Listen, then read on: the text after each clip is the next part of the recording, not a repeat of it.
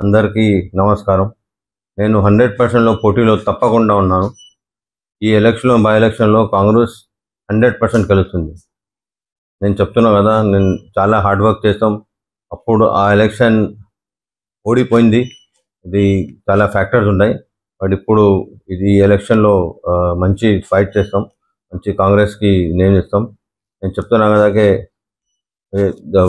मेरे खड़गे साहब के ब्लेसिंग से, राहुल गांधी जी के ब्लेसिंग से, सोनिया मैडम की ब्लेसिंग से, प्रियंका जी की ब्लेसिंग से और हमारे जो बहुत चहीते चीफ मिनिस्टर है उनके ब्लेसिंग से और हमारे जो इंचार्ज है मीनाक्षी मैडम, जो मैं उनको काफ़ी ऑलमोस्ट लाइक 20 ईयर्स से जानता हूँ, उनके ब्लेसिंग से इंशाल्लाह हम ये सीट कांग्रेस को जीतेंगे और मैं ज़रूर यहाँ से उम्मीदवार होऊंगा, लड़ूंगा।